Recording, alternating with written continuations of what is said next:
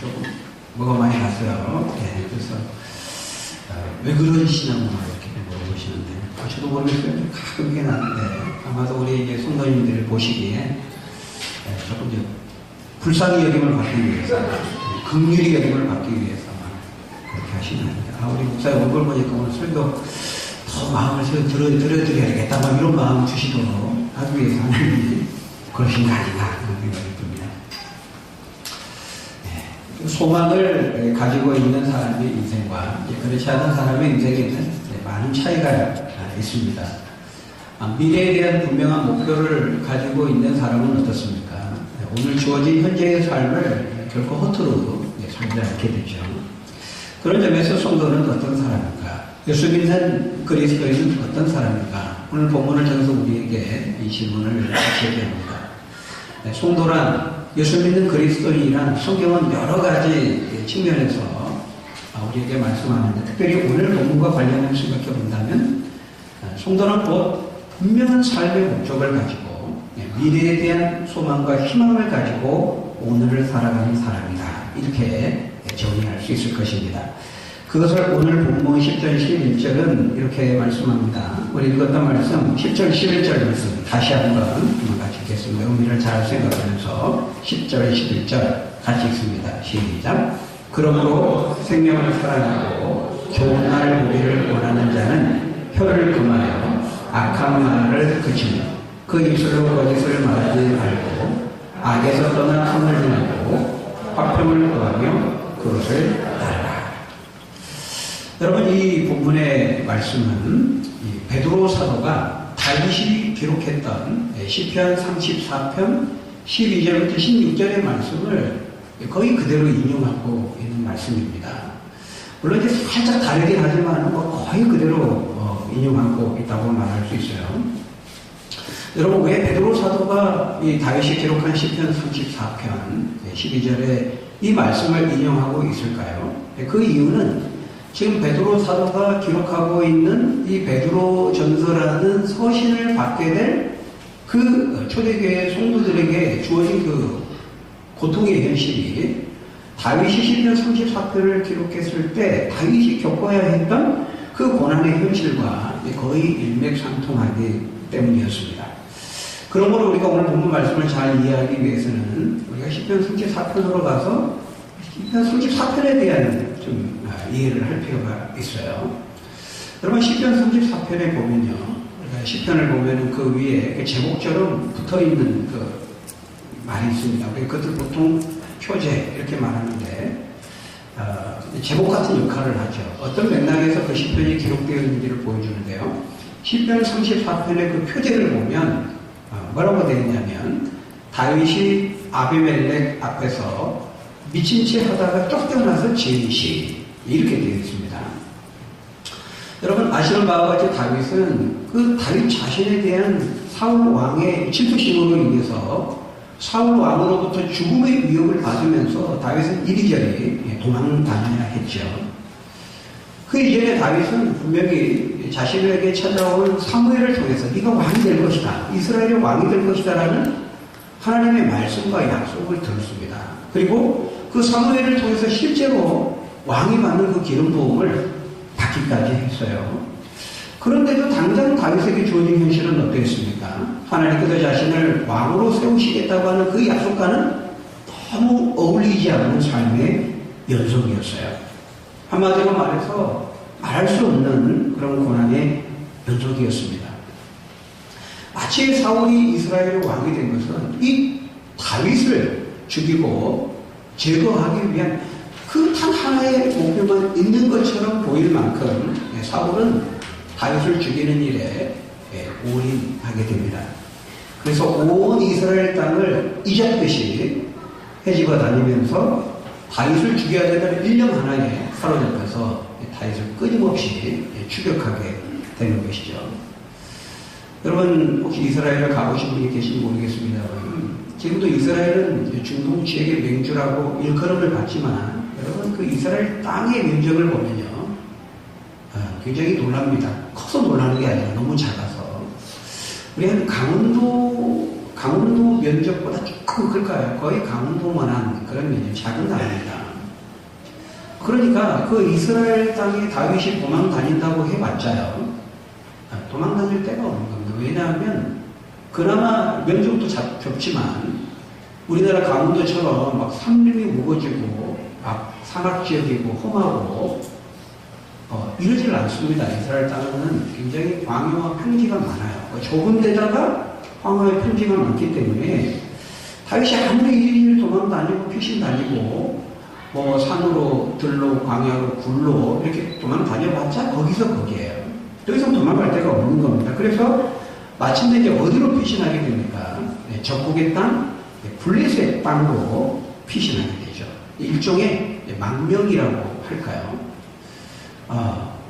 그러니까 다윗이 도망갈 데가 없으니까 적국이 지금 현재 그 이스라엘의 적국인 이제 블레셋 땅으로 가게 되는데, 그 블레셋이 어떤 땅이에요? 다윗이 골리앗을 죽였을 때요. 그래서 다윗은 천천히요, 사울은 천천히요, 다윗은 만만히 이러던 그 별명 얻게 됐잖아요. 근데 그 골리앗이 누구냐면 자신 지금 망명한 그 블레셋의 장수였습니다.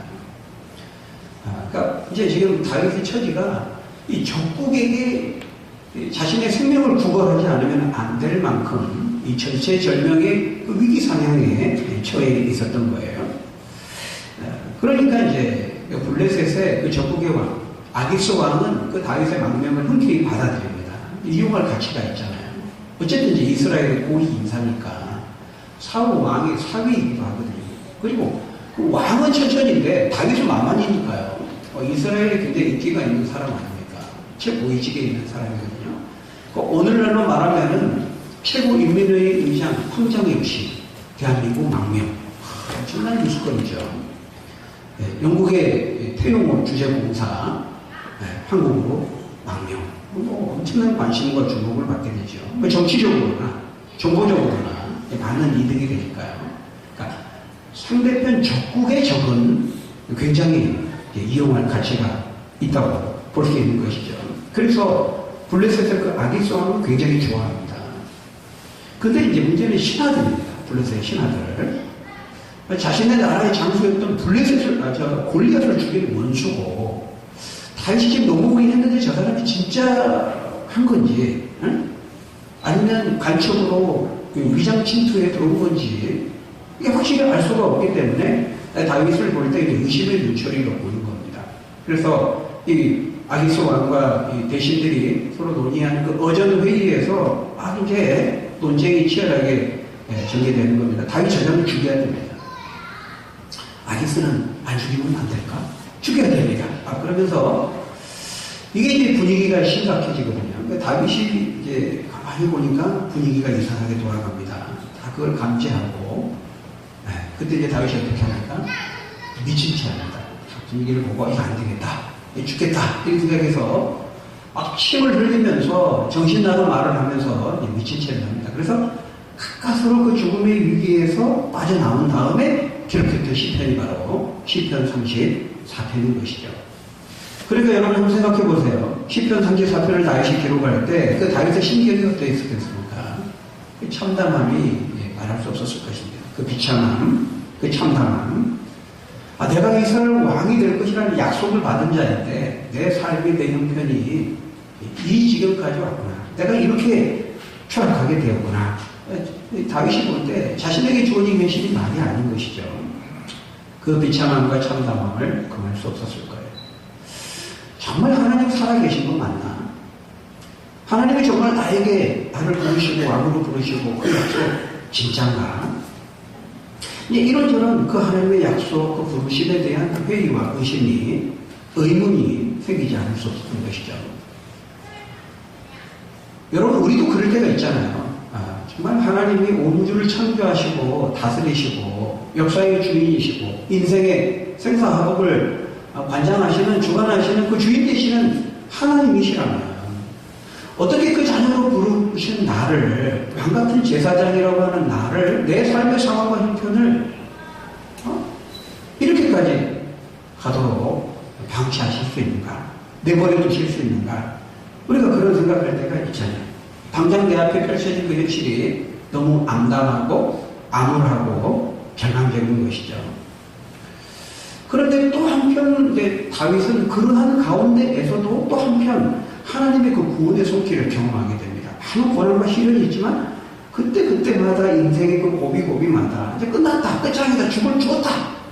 그 굴에 갇혀가지고 사울이 들어오는 겁니다. 끝났어요. 근데 또 하나님께 극적으로 거기서 그냥 사울이 피곤해 보라 떨어지게 만들고, 그런 것들을 체험하면서 말할 수 없는 고난과 그 참담함과 그 어떤 점에서 인간적으로 세상을 굉장히 추락해가는 자신의 모습을 보면서 또 한편 극적으로 하나님의 만져주심과 돌보주심과 또 구원해주시는 그 구원의 손길을 또한 경험하게 되는 것이죠. 바로 그런 상황에서 그 복잡한 그 상황 속에서 기록했던 시편이 바로 시편 34편인 것이죠. 베드로 사도는 바로 그러한 맥락에서 그러한 상황에서 다윗이 기록했던 이 시편 34편의 말씀을 인용하면서 지금 그와 비슷한 상황에 처해 있는 이 베드로전서의 소식을 받게 될 초대교회 성도들에게 그들을 위로하고 소망을 주고자 바로 이 시편 34편 다윗이 기록했던 이 본문 말씀을 인용하고 있는 것입니다. 그 당시 이 초대교회 성도들은 이 다윗이 겪은 고쳐 묻지 않는 많은 어려움과 또 박해와 또 고난을 겪는 그런 상황이었어요. 그래서 그 초대교회 성도들이 지금 당장 그들에게 주어진 현실은 너무 힘들고 암울한 상황이었죠. 바로 그런 상황에서 베드로 사도는 지금 뭐라고 고민하고 있어요. 우리가 지난 시간에 원래 8절부터 12절은 이제 같은 맥락에서 살펴봐야 될 말씀인데요. 우리가 이제 시간 관계상 지난 이제 8절, 9절 말씀만 보지 않았습니다. 베드로가 바로 이 초대교회 성도들이 시작한 상황 가운데서 뭐라고 고민했어요. 우리가 지난 시간에 보았던 8절, 9절의 말씀을 다시 보면 우리 8절, 9절 말씀 한번 다시 한번 읽어볼까요? 시작. 마지막으로 말하노니 너희가 다 마음을 같이하여 동정하며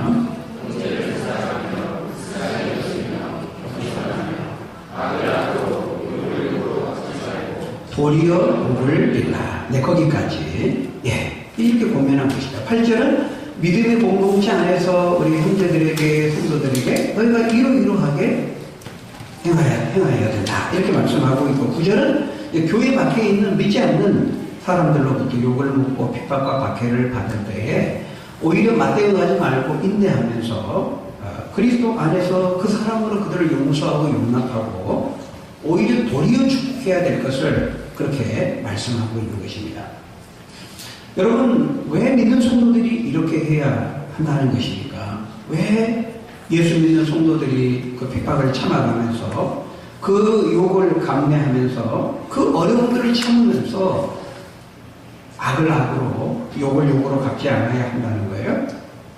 그것은 성도 여러분들이 하나님을 믿고 하나님의 살아계심을 믿는다면 그 하나님을 의식하고 그 하나님이 하신 약속의 말씀을 염두에 두고 있다면 네가 정말 하나님의 그 살아계심을 믿고 살아계신 하나님을 믿는다면 그렇게 해야 된다. 이렇게 말하고 있는 거예요.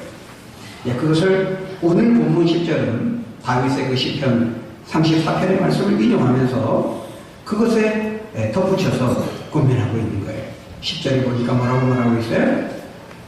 그러므로 생명을 사랑하고 8절 9절에 이어서 말하고 있는 거죠.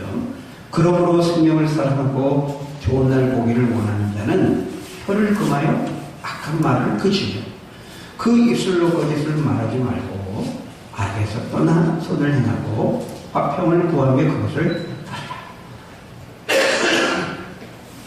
그래서 여러분 여기 그 생명을 사랑하고 좋은 날 보기를 원하는 자라고 할 때 생명과 좋은 날은 무엇을 가리킬까요? 생명, 좋은 날. 여러분, 이 다윗이 이 시편을 기록할 당시 그 다윗의 그 정황을 우리가 생각해 본다면 다윗이 죽을 위기에 처해 있잖아요. 육체적인 생명이죠. 육체적인 생명 죽음에서 구원하는 거. 그리고 좋은 날이라고 하는 게 뭐예요? 약속의 성취되는 날이죠. 왕이 되는 날. 그런 점에서 다윗의 그 상황에서만 본다면 이게 생명, 좋은 날, 육체적인 측면이 좀 강하다고 말할 수 있어요. 그런데 이제 이것을 베드로 사도가 이제 그 다윗의 시편을 그대로 이제 인용하면서 이제 적용하고 있는데 그것은 다윗이 기록했을 때 그 시편의 그 말씀보다 훨씬 더 깊이 있게 더 멀리 적용하고 있는 거라고 말할 수 있습니다.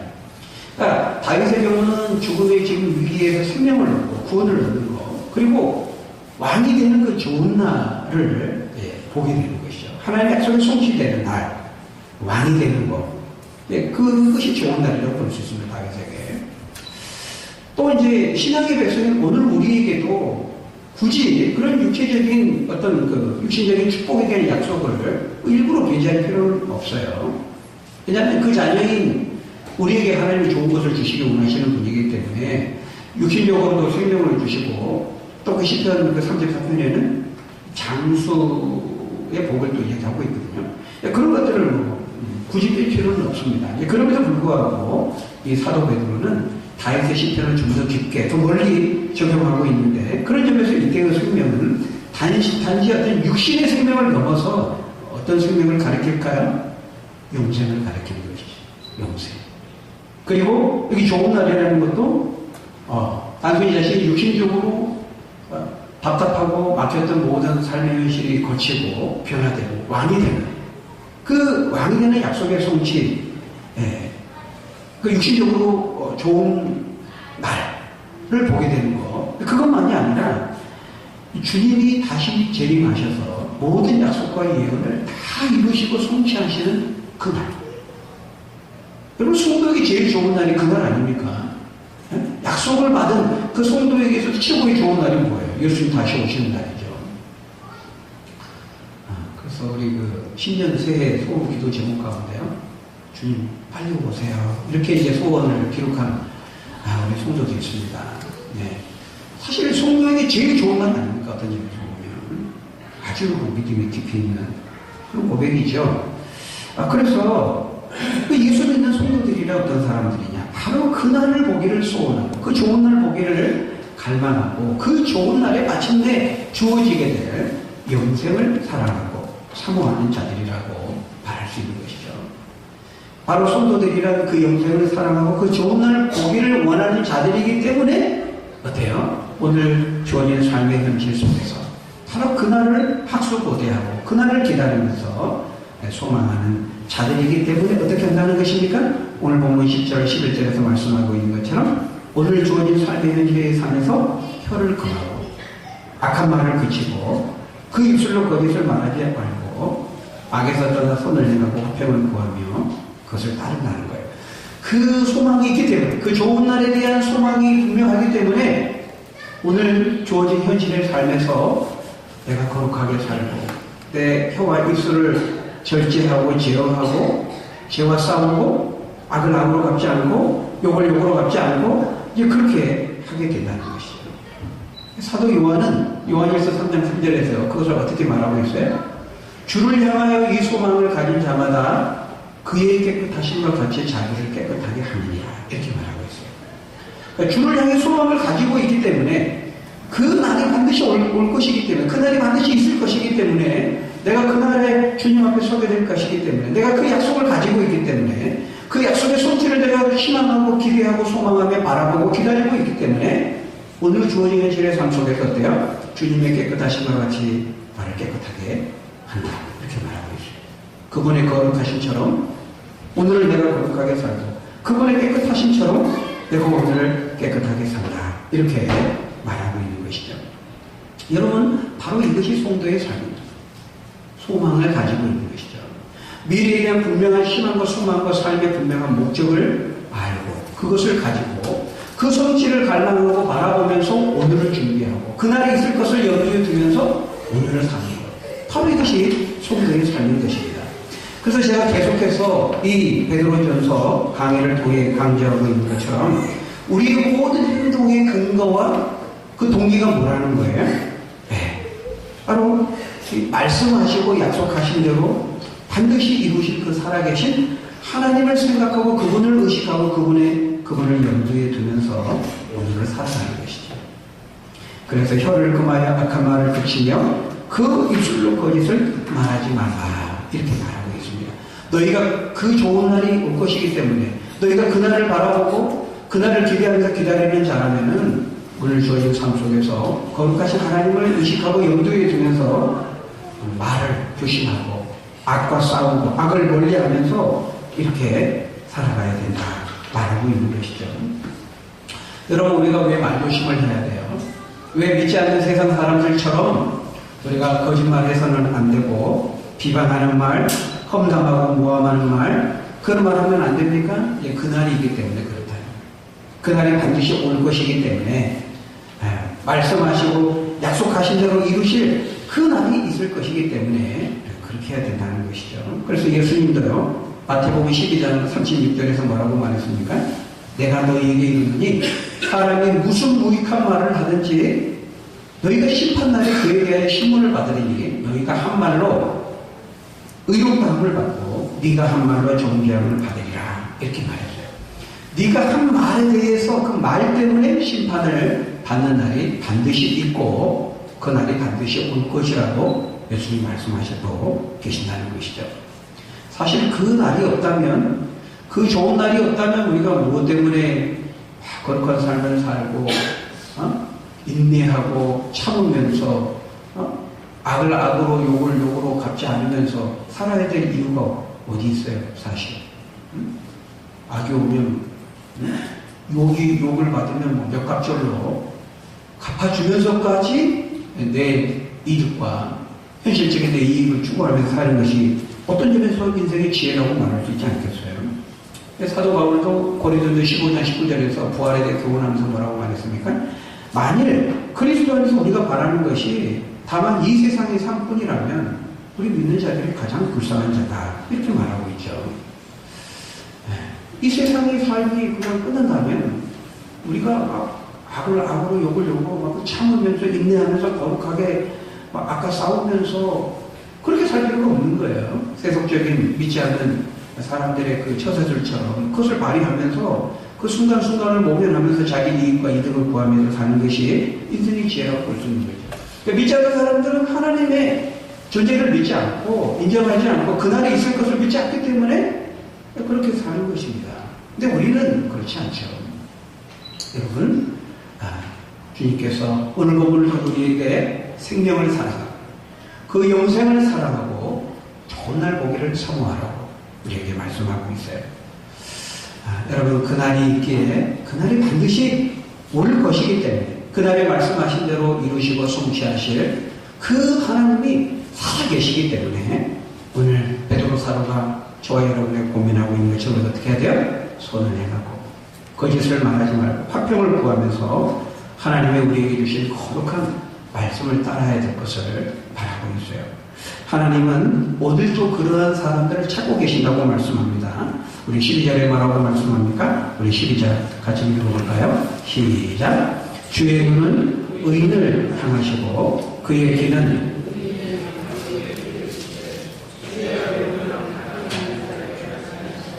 하였느니라.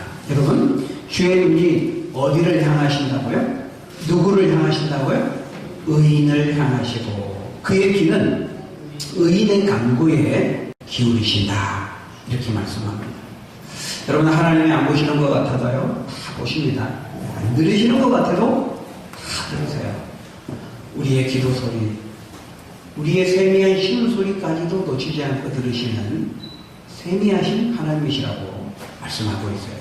시편 94편 9절에 보면 귀를 지으시니가 어찌 듣지 아니하시며 눈을 만드시니가 어찌 보지 아니하시랴, 이렇게 말하고 있어요. 여러분, 사람들도 다 듣고 보는 눈이 있잖아요. 하물며 그 눈을, 그 귀를 만드신 하나님께서 어찌 보지 아니하시고 듣지 아니하시겠습니까? 사람은 설사 보지 못해도요, 하나님은 다 보세요. 사람을 속일 수 있을지 몰라도 하나님을 속일 수는 없는 것입니다. 여러분, 북한이 핵시설을 아무리 땅속 깊이 이곳저곳에 은밀하게 숨겨놔도요, 사실 미국이 또 다 찾아냅니다. 리스트를 제출하라는 것은 미국이 지금 다 가지고 있는 리스트가 있어요. 이를 정직하게 사실대로 제시하느냐 그렇지 않느냐를 보려고 하는 것이죠. 근데 여러분, 하나님은 하늘에 계신다. 그리고 하나님이 가지고 운행하시는 그 하나님의 인공위성은 미국의 최첨단 인공위성보다 몇천 배, 몇만 배, 아니 비교할 수 없는 최고의 신적 성능을 가지고 있어요. 그러므로 뭐라고 말씀합니까? 만물보다 거짓되고 힘이 부패한 것이 사람의 마음이라. 누가 능히 이를 알리오마는 사람은 모른다는 거예요. 한 개 물속은 알아도, 아니 10개 물속은 알아도 한 개 사람 속은 몰라요. 근데 나 여호와는, 누가 능히 이를 알리오마는, 그러나 나 여호와는 심장을 살피고 그 폐부를 헤아리며 각각 그 행위와 그의 행실대로 보응하느니라, 이렇게 말씀하고 있어요. 우리가 지난주 매일 성경 큐티 본문 보았죠. 산상수훈을 보고 있는데 거기 마태복음 6장에 보면 예수님이 구제하고 기도하고 금식할 때 뭐라고 말씀하셨어요? 외식하는 자처럼 사람들에게 보이려고 하지 말라는 거예요. 그러면 그 사람들에게 칭찬 몇 마디 듣는 것으로 자기 상을 다 받아버리게 된다는 겁니다. 네, 그래서 사람의 눈을 의식하지 말고 뭐라고요? 하나님의 눈을 의식하고 하나님 앞에서 하나님을 염두에 두고 하면 은밀한 중에 보시는 하나님께서 은밀한 중에 갚으시리라, 이렇게 말하고 있어요. 그러니까 인간이 주는 삶과 온 우주를 창조해서 하나님께 주시는 삶, 그 스케일이 있어 다를 수밖에 없는 거죠. 여러분, 말씀을 마치겠습니다. 다시 오늘 본문으로 돌아와서 그 12절을 보시면 주의 눈은 의인을 향하시고 그의 귀는 의인의 강구에 기울이시되 주의 얼굴은 악행하는 자들을 대하시느니라, 이렇게 말하고 있어요. 얼굴에 있는 신체 부위를 통해서 하나님이 이런 신체를 가지고 있는 건 아니죠. 영이시니까 형체가 없으시죠. 그러면 이런 얼굴의 신체 부위, 눈, 귀, 얼굴 이런 것을 사용해서 하나님은 어떤 문제를 설명하는데 그 12절 마지막 부분에 보니까요, 주의 얼굴이 악행하는 자들을 대하신다, 이렇게 말하고 있어요. 이 대한다는 것은 대항한다는 것입니다. 대적한다는 것입니다. against입니다. against. 그러니까 한마디로 말해 하나님의 얼굴을 보시는데 째려보시는 거예요. 그러니까 지금 두 사람을 향해 대조되는 거예요. 의인들, 생명을 사랑하고 주의 날 보기를 갈망하는 그 의인들을 보실 때에는 하나님께서 그들을 보신다는 거예요. 그 사람을 찾는다는 거예요. 근데 그 사람들을 볼 때에는 친밀한 눈으로 보시는 거죠. 근데 하나님의 존재를 인정하지 않고 하나님 없이 살아가며 악행하는 자들을 향해서는 그들을 대항하여 진노와 심판의 칼로 보응하실 준비를 하신다고 말하고 있어요. 말하기는, 사랑하는 여러분, 이 살아계신 하나님을 믿으시는 여러분 되시기를 바랍니다. 하나님께서 약속하시고 말씀하신 것을 그대로 이루시고 성취하시는 그날이 반드시 있다는 거예요. 그리고 그날을 바라보면서 그 좋은 날 보기를 갈망하면서 참고 믿음으로 인내하면서 순종하면서 기다리며 살아가는 그 의인들, 그 성도들을 하나님 지금도 찾고 계신다는 거예요. 그러한 자들에게 하나님은 은혜와 능력과 축복을 주신다고 말하고 있어요. 역대하 16장 9절에 뭐라고 말씀합니까? 여호와의 눈은 온 땅을 두루 감찰하사 전심으로 자기를 향하는 자에게 능력을 베푸시느니라 말하고 있어요. 하나님께서요, 물론 하나님 눈이 없어요. 우리 인간이 이해하기 쉬운 용어로 표현하고 있는 분. 여호와의 눈은 온 땅을 감찰하신다는 겁니다. 감찰한다. 하늘에서 마치 인공위성으로 이렇게 감찰하는 것, 이런 표현들이 많아요. 시편 34편에도 그렇고 33편에도 그렇고. 하나님은 하늘에 계신다고 말하죠. 그 하늘은 저기 구름 떠다니는 스카이가 아니에요. 헤븐이에요. 하나님이 계신 곳이 하늘이죠. 그러려면 하나님이 계시지 않는 곳은 없다는 거예요. 하나님 모든 것을 다 보시고 아신다는 것을 말씀하고 있어요. 하나님이 의인을 찾고 계십니다. 영생을 사랑하고, 영생이 뭐예요? 영생은 예수님이 요한복음 19장 3절에서 영생은 유일하신 참 하나님과 그의 보내신 자 예수 그리스도를 아는 것입니다, 이렇게 말하고 있어요. 하나님을 알고 그리스도를 알고 예수 그리스도가 길이요 진리요 생명인 걸 알고 그분이 하신 말씀을 사랑하고, 그것이 영생을 사랑하는 거예요. 그리고 그 좋은 날 보기를 원하는 자, 바로 그 의인을 지금도 하나님은 찾고 계십니다. 저와 여러분들이 하나님이 그런 자를 찾으실 때 찾으신 바 되고 끝까지 하나님을 의식하면서 생각하면서 인내하고 참고 아까 싸우고 하나님 말씀을 이루어드리는, 하나님을 기쁘시게 하는 저 여러분들이 다 되시기를 예수님의 이름으로 간절히 축원합니다. 우리 기도하겠습니다. 아버지 하나님, 오늘 우리 앞에 주어진 그 현실은 우리가 하나님의 부르심을 받고 놀라운 약속을 받았음에도 다윗에게 주어진 현실이 녹록하지 않고 하나님이 주신 약속의 말씀과는 어울리지 않는 삶의 일손이었듯이 베드로 전서를 받는 그 초대교회 성도들의 삶의 상황도 그러했던 것을 우리가 보게 됩니다. 위대한 약속, 놀라운 약속을 받았음에도 오늘 우리에게 주어진 삶의 현실은 주님 다시 오시는 그날까지 그런 암울하고 암담하고 절망적인 현실일 수 있습니다. 그러나 그러한 가운데에도 영생을 사랑하고 하나님의 말씀을 사랑하고 그 좋은 날 있을 것을 믿고 의지하면서 바라고 갈망하는 자를 하나님 찾으신다 말씀하셨었는데, 하나님이 찾으실 때 주여 내가 여기 있나이다 하나님의 찾음 받을 수 있는 믿음의 사람들, 의인들, 축복의 사람들 다 될 수 있도록 하나님 축복해 주옵소서. 예수님 이름으로 기도합니다. 아멘.